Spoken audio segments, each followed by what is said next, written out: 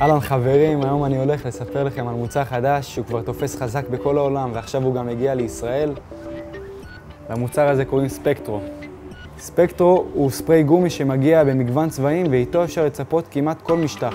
לדוגמה, אם יש לכם איזה זוג אופניים ישנות ובא לכם לחדש אותם באיזה צבע מגניב, או אם בא לכם לעשות בעצמכם איזה כיסוי ייחודי לאייפד, לצבוע את הג'אנטים במכונית ואפילו את המכונית כולה. בעצם, כל דבר אפשרי עם ספקטרו. ספקטרו מגיע במגוון צבעים וטקסטורות, מט, מבריק ואפילו זוהר. והחלק הכי מגניב, שבכל רגע אפשר בקלות לקלף את הצבע ולצבוע מחדש. אני בטוח שתשאלו את עצמכם אם זה פוגע במשטח שתבחרו לצבוע.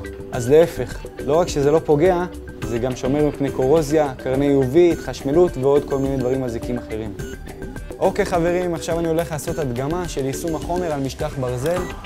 תראו בעצמכם. הצביעה נעשית במרחק של 30 סנטימטר מהמשטח בכדי לא ליצור בועות.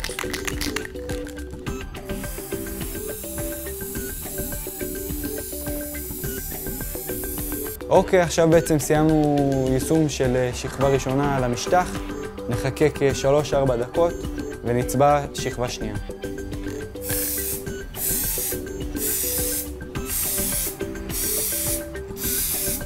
כמו שאתם רואים, יש לנו כבר שכבה אחידה על המשטח. נחכה עוד 3-4 דקות ונבצע שכבה נוספת. במידה ומחליטים לקלף את הצבע, פשוט ניתן לעשות זאת בקלות. מתחילים מהפינה, חושפים אותה ומושכים את החומר למטה.